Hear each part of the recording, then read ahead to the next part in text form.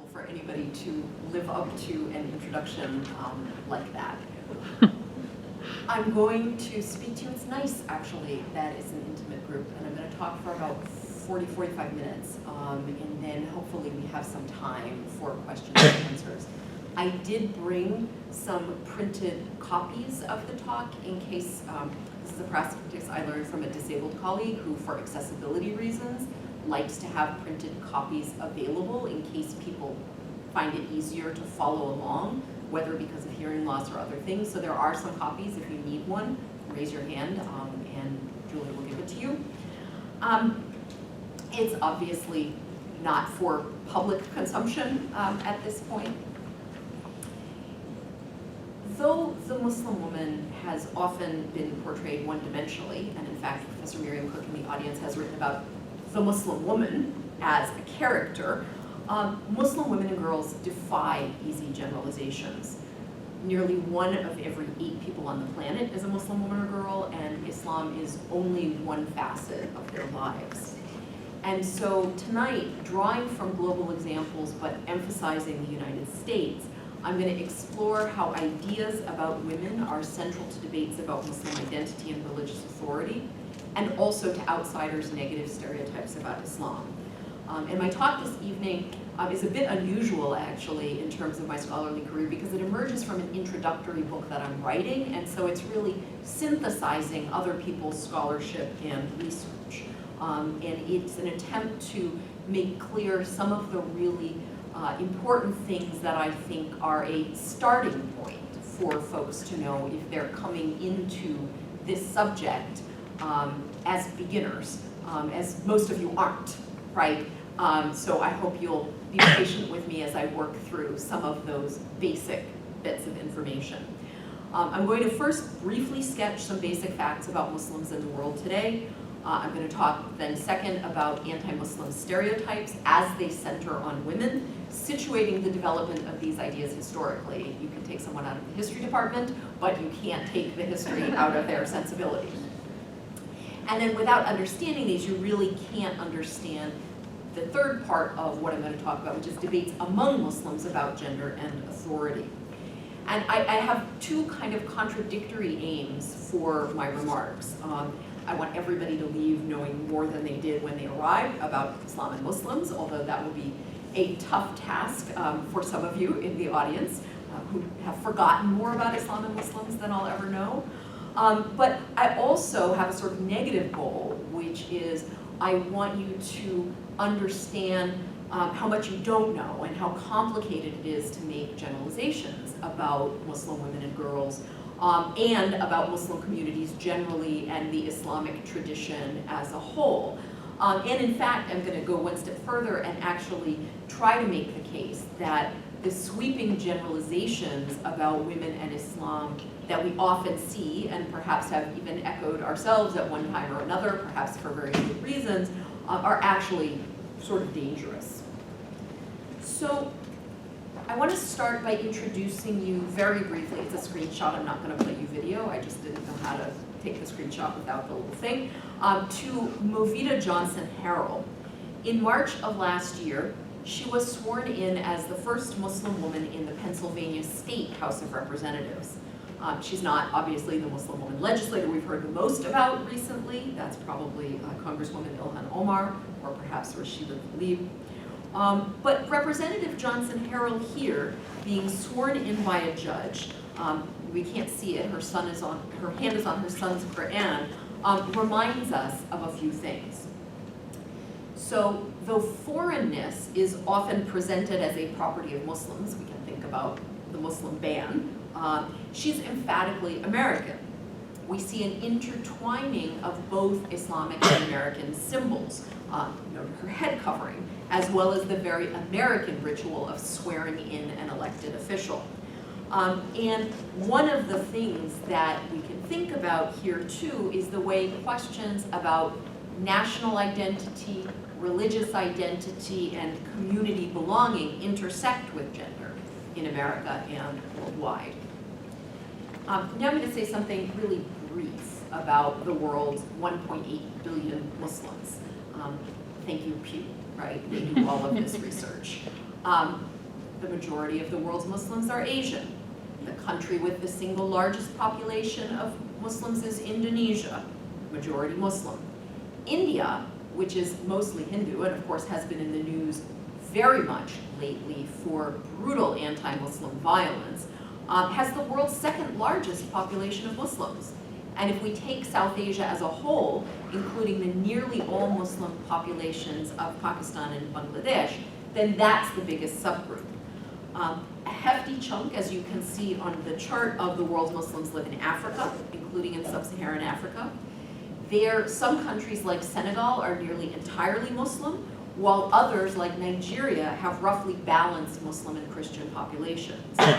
In South Africa, only about 2% of the population is Muslim, but they have a historic and important role, particularly in Cape Town. Now, you may notice I haven't said anything about that middle circle in the Middle East. In the US, Muslims and Middle Easterners and Arabs are often presumed interchangeable.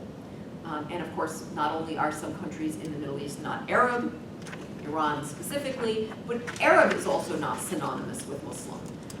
Only about 1 in 5 Muslims worldwide is an Arab, about 1 in 5 Arabs is a Christian, and again, as in Africa, the proportion varies widely. So some Arab countries are nearly all Muslim, while others like Lebanon have very large Christian populations.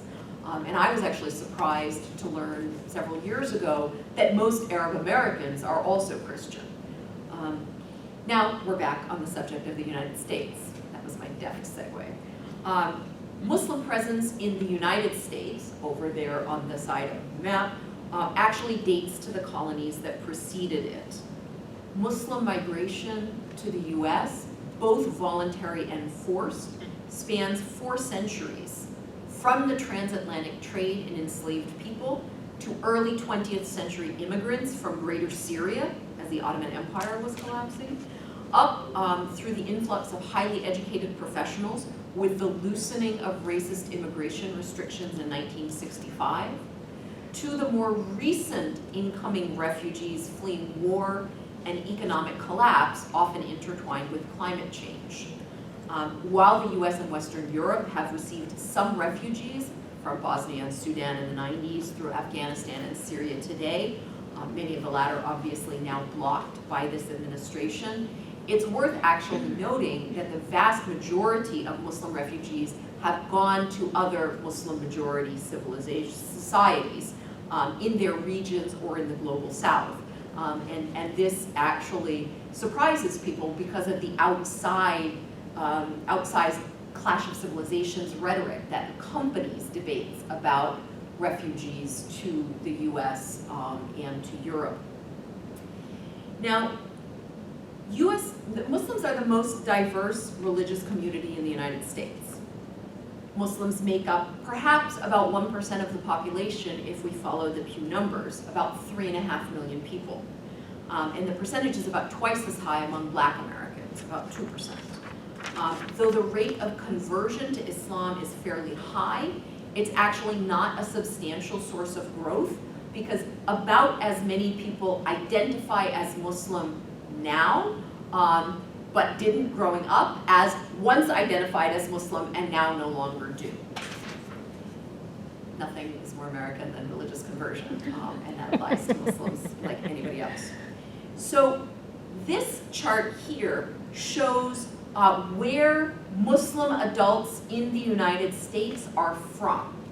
About 42% are American-born, and over half, that 58%, are immigrants, nearly all, of course, post these 1965 changes to the immigration laws. And this 42% here, those who are American-born, are descendants of Muslim immigrants, converts to Islam, or descendants of converts to Islam. So in the world and in the US, debates about the roles and status of women connect and divide Muslims. Among American Muslims in particular, Questions about gender and authority are also very often questions about Americanness and about race and about identity. Widespread anti-Muslim bias and rhetoric and actual violence, as we saw in Chapel Hill a number of years ago, in which stereotypes about Muslim women often figure heavily, put an added weight on these intra-Muslim debates about gender. Those debates, as my UNC colleague Juliana Hammer has shown, are always taking place under a hostile and non-Muslim gaze, right? So there really aren't internal community debates in any kind of meaningful sense that are closed off from that actual or perceived surveillance. Gender ends up being central in pretty contentious conversations about things, about who's qualified to interpret scripture or lead prayer or speak publicly about Islam. And how these questions get answered depends a lot on the particularities of the group. Now, the specific contours of anti-Muslim hostility vary widely across the globe. I already mentioned India. The situation even in the West depends on national climate. So what's happening in France differs from what's happening in Germany. What happens in Canada is different from what happens in the US. And that's not even looking at the persecution of Uyghurs in China or of Rohingya in Myanmar. One of the things that particularly happens in North America and in Western Europe, and to some extent in India as well, is that anti-Muslim polemics paint Muslims as particularly oppressive to women. They decry Muslims' presence as a threat to supposed principles of gender equality. And of course, gender and sexuality have for centuries played, perhaps for millennia, have played a role in how various groups criticize and stigmatize each other. We see this in medieval religious polemics, not only between Christians and Muslims, but also between, slightly later, Catholics and Protestants. We see it, if we look back further, in biblical texts, right? Outsiders are immoral in particular ways, and those ways often have to do with sexual practices. One of the things that's particularly interesting is how certain criticisms directed against Muslims not only serves outsiders' purposes, but has also, I would argue, transformed the ways that Muslims think and talk about their own tradition in modernity in reaction to negative stereotypes. And I talk about this a little bit with regard to Muslim treatments of polygamy and to the Prophet Muhammad's polygamy in particular in my book on the lives of Muhammad. Now, the use of women to think about Islam and Muslims has a long history, but it's not just the same set of timeless stereotypes getting recycled. European and American accusations about immoral Muslim gender and sexual practices have changed with prevailing conditions. If stereotypes are going to be effective, they have to be up to date. Now, 20 years ago, the literature scholar and Syrian-American Moja Kaf wrote a book entitled Representations of the Muslim Woman, From Termagant to Odalisque. Termagant means something like shrew in Shakespeare's Taming of the Shrew. She's loud, she's angry. And what Moja Kaf argued is that in early modern European literature, authors treated Muslim women as scary and maybe debauched. By the Victorian era, though, they had morphed into odalisques, right? You know, so if you think about the painter's depiction of nude or strategically draped women reclining on divans in places with lots of tiles, Kaf was tracking in literature a parallel to what Leila Ahmed wrote about as the discourse of the veil in her famous 1992 book on women, gender, and Islam. What Ahmed found was that the figure of the sexualized, victimized, oppressed Muslim woman emerged at a particular time and place, the late 19th and early 20th centuries, as part and parcel of the colonial occupation of the Middle East broadly and Egypt in particular. Muslim women's supposed oppression became one justification for Western Christian, and here particularly British, occupation. The victim narrative persisted into the 21st century. It has lasted. After 9/11, we saw a version of this deployed by Laura Bush as grounds for the US invasion of Afghanistan. It's sort of a useful reminder that people of all genders, right, can perpetuate negative stereotypes of Muslim women. We saw actually the continued resonance of the oppressed Muslim woman trope in then candidate Trump's speech about the Democratic National Convention in 2016, where he suggested that bereaved Gold Star mother Ghazala Khan wasn't allowed to speak. But we're also seeing a shift, as in the title and the image of the book up here, which brings us back to Muslim women not as victims, but now as threats. The veil no longer oppresses, but disguises. So in a wonderful little book called Veil, Rafia Zakaria argues that during the colonial era, I'll quote her, depicting Muslim women as suffering bore the advantage of presenting Muslim men as not simply racially and intellectually inferior, but also morally flawed, unable to respect their own. Since colonialism's field of operation was overseas instead of at home, this justified intervention. She's building on Leila Ahmed, and I would argue that this move helps explain also the more recent interventionist justification for the military invasion of Afghanistan. But Zakaria goes on to note that at home, more recently, which is to say Europe and North America, quote, the old paradigm yields no strategic dividends. Western Muslim women's visible expressions of agency, manifested by their demands to decide for themselves how they wish to practice their faith or whether or not they wish to veil, requires a new paradigm that justifies their exclusion, ostracism, and even imprisonment. And indeed, France has banned the face veil, and numerous women have been fined for wearing it. In some respects, these rules, banning face veil and in some places head coverings, are the flip side of places where Muslim women who fail to cover adequately may be harassed or even charged with a criminal offense. In Iran, for instance, there are sporadic crackdowns on women with, and I kid you not, this is what it's called in Persian, bad hijab. But one cannot generalize about the supposed opposition between the Muslim world and the West. Not only is there a vast spectrum of typical practices in places with Muslim majorities, laws as well as customs change over time. There was a time when in Iran, veiling was not permitted in certain spaces. And in Turkey's version of secular democracy, for decades, women who wore headscarves were prohibited from seeking education in state schools or working in government offices or hospitals. Now, under half of Muslim women in America wear the headscarf all or most of the time, between 40 and 46%, depending on American-born or foreign-born. And those who do these days often feel, and sometimes are, actually literally under attack.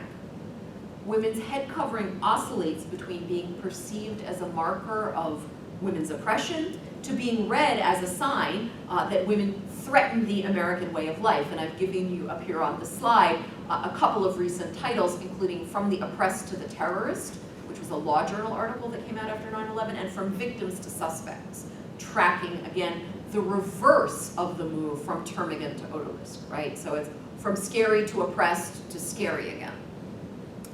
Now, the positioning of Muslim women as threats cannot actually be divorced from the threats against Muslims. And so we cannot consider Muslim women in isolation from broader Muslim communities or Muslim communities in isolation from other minority religious groups. And I give you multi-religious America in 3 tweets, right? So we'll take a look at the nested tweets. If you don't know how Twitter works, the first in the middle there, from Kecia Ali, my local mosque has armed security for Friday prayers. It's a sign of the times.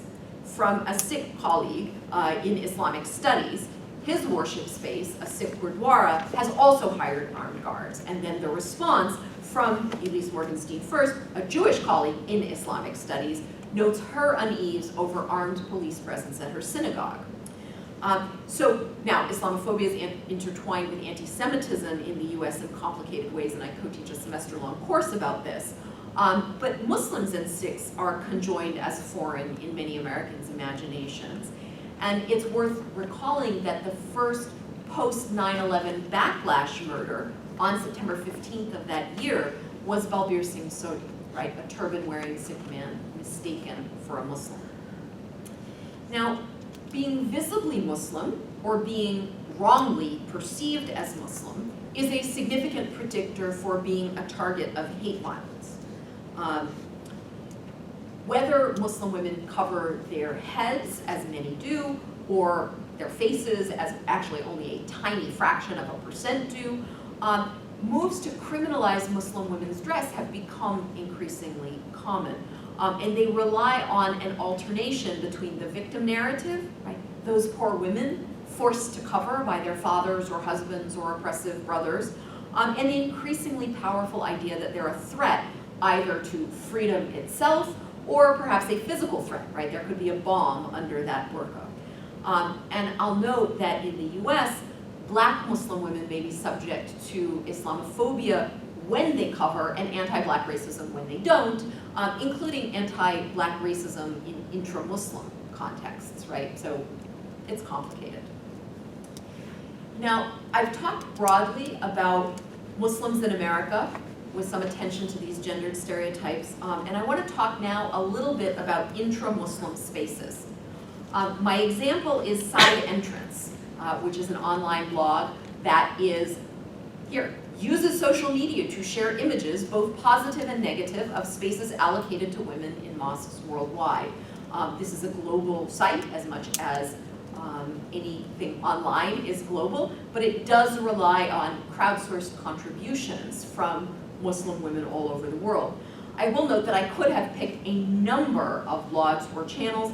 I could have drawn explicitly on the scholarship of folks like Kayla Wheeler, Krista Riley, Kristen Peterson, and numerous others who've researched Muslim women's really rich online contributions and discussions. The one I'm highlighting here began as a Tumblr page. There are images from New York, New Delhi, New Zealand, that have primarily bad spaces for women, or sometimes good ones. And what you see here in these tweets is how Muslim women, in this case Hind Maki, whose project this is, raises questions about what Muslim spaces look like as a way to try to navigate harmful intra-Muslim sexism and patriarchy without contributing to tired and harmful stereotypes about Muslim women's oppression and adding fuel to the fire that takes us back to, that tweet, right? These things are all built on each other. Now, many Muslims, including some who pray and fast and consider themselves observant, are unmosqued. And reasons why people don't attend a mosque can vary dramatically. Some have no mosque close by. There are large stretches of the middle of the country who are not actually within easy driving distance of a mosque. Some women don't feel obligated to offer ritual observances at a mosque. And some mosques don't allow women in or make it really, really uncomfortable for Muslim women to pray there. In some cases, they try, but the space is really inadequate. Mosques in the US, it's really important to note, may be different from mosques in Kuwait or Lahore. Rather than primarily places simply for people to drop in and offer prayer, here, and they may be supported by government or private patrons, here, mosques exist as nonprofit entities in a congregational model that owes to provisions of the tax code that were created for Christian congregations. American mosques are often, although not always, racially and ethnically segregated, as well as ideologically so.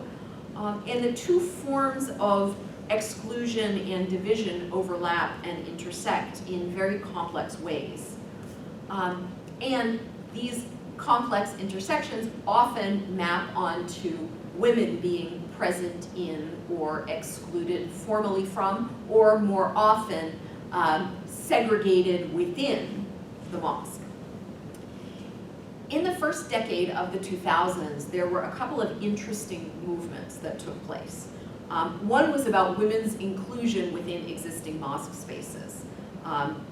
We see inside entrance some of this, ugly spaces, ugly entrances, lacking ventilation, lacking sound, lacking visual access to the imam. Asra Nomani, who was at the time working as a journalist, wrote an Islamic Bill of Rights for women in the mosque. The Islamic Society of North America, which is the largest membership organization for Muslims in the United States, dominated by Sunnis, including many from Arab and South Asian immigrant backgrounds, although not exclusively for them, adopted, interestingly, many of its provisions as part of its policies and recommendations for mosques. And I will say, ISNA has actually done better than many of our academic spaces at ending all-male panels at its annual convention. So shout out to them, getting 50% women on the program. But that's today. In 2004, shortly after the Islamic Bill of Rights for women in the mosque, Nomani and 4 other women calling themselves Daughters of Hagar worked to get women admitted into the main prayer area of the mosque that her family attended in West Virginia. The following year, Amina Wadud, who's an African-American Muslim scholar of the Qur'an, and was one of the Daughters of Hagar, led a public mixed-gender Friday prayer in New York. Juliana Hammer, down the road at UNC, has written a book using that prayer as a lens through which to view American Muslim women's activism and authority. And she explores the controversies that emerge. A variety of motivations were ascribed to Wadud, and some really lauded the event as a kind of watershed, while others were supremely critical. One thing I will say as someone who thinks about organizing and social movements is that by doing something perceived as so outrageous and beyond the bounds, Wadud definitely shifted the spectrum, although I believe that this was not her intention, to make certain other kinds of things that had previously been perceived as very radical, like women leading their families in prayer or women leading voluntary optional prayers, seem much less groundbreaking, right? And seem much less threatening. We won't allow this, but what gets to be the center really moved with that prayer. Now, the movement didn't begin in the US. There was a sermon that Wadud gave in a Cape Town mosque in 1994, technically a pre-sermon, and this is a strategic negotiation with expectations, a version of which had been used even in the 60s, where women would write the sermons for male counterparts in school MSAs to deliver. They accommodate these strategies, the expectation that men will give the prayer, or men will give the sermon, but allow women to provide the bulk of the content. In both of those cases, though, in the MSA circles and also in Cape Town, men led the prayers. Wadud led the prayer in New York, and at the time, male American Muslim leaders were really harshly critical. Ingrid Mattson, a white Canadian Islamic studies scholar who was the first North American-born, first convert, and first woman to head ISNA, was more measured. And she didn't explicitly affirm the woman-led prayer, but what she did do was use the opportunity to insist not only on the need for better accommodations for women in mosques, which still would be those kinds of things outlined in the Islamic Bill of Rights, but also for a range of opportunities for women's authority and leadership to be recognized and respected in community decision-making at all levels. And that has, in fact, happened more, although, again, the spectrum of practices is fairly wide. Now, controversies over women's prayer leadership focus on a male-centric activity, not prayer itself, which is required for women, but congregational prayer, including Friday prayer, which has historically been tremendously important for many Muslim women, and less so for Muslim men, and less so for women as a kind of locus of community life. Marion Katz actually wrote a magisterial history of women in the mosque. It's like 500 pages long from Columbia University Press. And to the extent that you can say this about a book that's 500 pages long, it's a page turner. I recommend it. One of the things that she shows is that women did use mosques throughout basically all of Muslim history in many places, but very often for activities other than Friday prayer. So one of the interesting things to look at in the 21st century, what does it mean when women's energy becomes invested in participating in precisely the same ritual activity as men? What does that mean in terms of delegitimizing other activities that might have been mosque-centric but not congregational prayer-centric that women might have taken the lead on? And how do we think about that? Obviously, these are questions that women in all traditions and within various kinds of secular spaces have negotiated. How much do you try to get inclusion in something that exists? How much do you try to create your own separate thing? How much do you try to change existing organizations? How much energy do you put into trying to create something new? And here is one example. A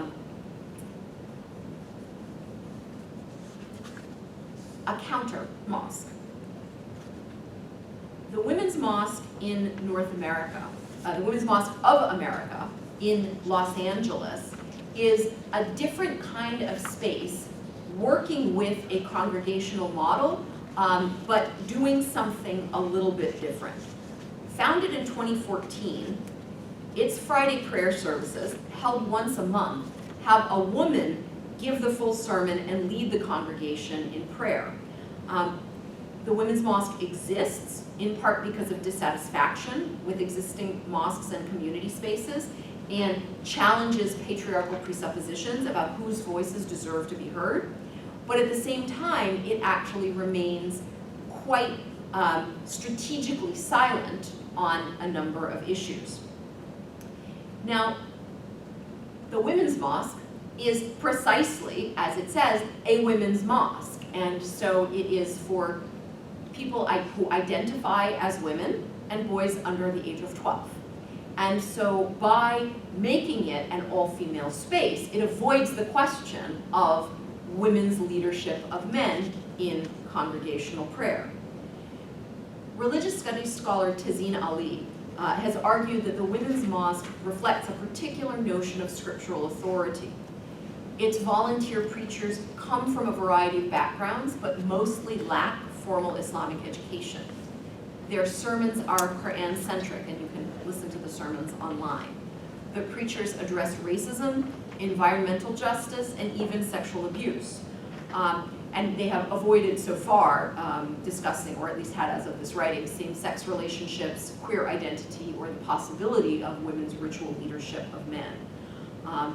Because they've bypassed this issue, they are really attempting to provide a kind of supplementary space. And they leave open the possibility of women going back into other communities to engage more fully and be welcomed in the range of authority roles that Matson outlined a decade ago. There are other new innovative spaces for prayer, including the Qalb al-Maryam Women's Mosque in Berkeley, where Wadud is on the board, and Masjid Arabia, which is a queer-inclusive, trans-inclusive, woman-led mosque in Chicago. All of them draw at least rhetorical inspiration from women's mosques in China, which have existed for centuries. They also, again, as I said, participate in this debate about how much energy and effort to invest in mixed gender endeavors and how much to build woman-centric Muslim spaces. Now, Muslim communities that aren't all female, which is to say nearly all of them, suffer, as do other religious communities and corporations and universities, et cetera, et cetera, et cetera, from gender bias in terms of who they promote to leadership roles. What it means to be trained as and serve as a religious authority in Muslim contexts remains very much up in the air at a variety of mosques and organizations, not only in the US, but worldwide. In the US, for instance, it's kind of a mishmash, right? We have chaplaincy training, we have Muslims doing religious leadership and guidance roles at universities. We have a range of certificate and other programs which might qualify someone to dissect the particulars of Islamic inheritance law or lead prayer, but not necessarily to provide the pastoral care that American congregants expect from clergy who serve their congregations. Whether indeed we can even talk about Muslim clergy remains a little bit debated. Now, these questions about who gets to speak for the tradition and exercise authority within it and participate in public life are global, even if the dynamics look very different elsewhere. So my colleague at Yale, Zarina Graywall, has published a really wonderful book called Islam as a Foreign Country, where she looks at actually American Muslim knowledge seekers who go abroad to acquire education outside of formal degree programs in places like Turkey and Egypt. And what she finds, again, is this question about who's authorized to bestow religious credentials is very much contested. The question about women's access to this training and these institutions are also ongoing questions. There are questions for Muslim institutions in the UK. There are questions for Muslim institutions in South Asia. There are questions in Morocco, where they've trained cadres of women, cohorts of women to serve as, they call them murshidat. And so thinking about how these things come to fruition, we have to remember both to acknowledge that the debates are going on globally, and also that the specifics are very much bound to local expectations and resources.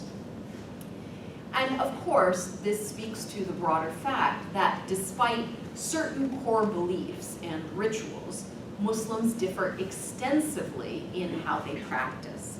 But religious actors claim historical continuity by invoking the idea of tradition.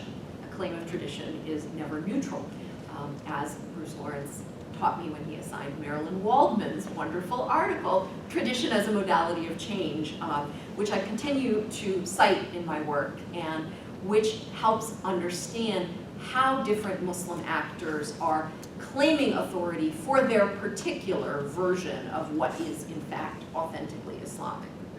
The historian Judith Tucker as well has written about this. Here I quote her. Muslim intellectuals and laypeople have posed questions about gender and devised answers that suited their sense of inherited tradition as well as their immediate needs. These answers, rather than being static, are, quote, continually being recreated, that is tradition, as it's reviewed, adapted, rethought, and reformed in response to the exigencies of human life. So gender is really a connective thread joining these debates about Muslims worldwide. Contemporary piety movements and Islamic feminism, which I'm not going to go into in any depth tonight, have intertwined trajectories. Both cultivate female authority, but disagree about its scope and aims, right? Some Muslim women argue for the importance of properly understood and implemented patriarchy, right? Men should protect and maintain. And others critique this model and argue that Islam's history is that of an initial egalitarian impulse subsequently buried under patriarchal accretions, culture from conquered communities and so forth. And this view contains a certain amount of truth, but it's also a partisan claim made by Muslim feminists who, by defining their project, as Raja Rauni puts it, quote, as essentially one of retrieval rather than critique or deconstruction, themselves are doing this thing of claiming Islamic authenticity, right? Claiming that the tradition is in fact on their side, at least the authentic parts of it. Now, what I've tried to do here tonight, and what I try to do in the larger survey of which this is a part, is not attempt to define what is or isn't authentically Islamic, but to better understand the myriad ways in which Muslim women themselves disagree about, in a variety of different kinds of circumstances, this question of what the tradition says about gender relationships. So, as I move toward my conclusion, I want to come back to Representative Johnson-Harold. When we attend to gender tradition and authority among American Muslims, we have to think about all of the different things that they're navigating, not just inside the mosque, but also outside it. Her motivations for seeking office are ones that she outlined repeatedly, including in an interview with Elle magazine. They have to do with poverty and structural inequality and gun violence. Over the course of decades, she lost a father, and then a brother, and then her teenage son to shootings. So her khimar marks her as visibly Muslim, but her political agenda is deeply local. Deeply local. At her swearing in, and this was a special election, so it wasn't just a broader swearing in ceremony, another state representative offered an invocation, quote, asking Jesus for forgiveness, praising President Trump, and, quote, thanking God that Trump stands behind Israel unequivocally. So in this setting, the politicization of Muslim identity and the attempt to construct Muslims as foreign remains strong. Okay? So when I started speaking, I set a positive goal and a negative goal, right? The positive goal was you would learn at least something new about Islam and Muslims and maybe even America. And the negative goal was you'd realize how impossible the task of saying anything meaningful about Muslim women as a generality. The vast differences among Muslims worldwide make broad generalizations at best useless and at worst dangerous, especially when they contribute to the delegitimization of Muslim presence in the US, or require narrow conformity with a form of patriotism that squashes dissent in order to be considered safe. When it comes to Muslim women specifically, the range of ideas about what it means to be a good Muslim woman is vast and contested. And I guess I'll leave you with a suggestion that I have found helpful for my students. Before you say something about what Islam says or teaches or requires, or what Muslims believe or do, consider whether you make the same kind of sweeping claim about Christianity or Christians. I find most people hesitate there. And the good news and the bad news is really that the answer to any question about Islam and Muslims, including ones about Muslim women, is nearly always, it's complicated. Thank you.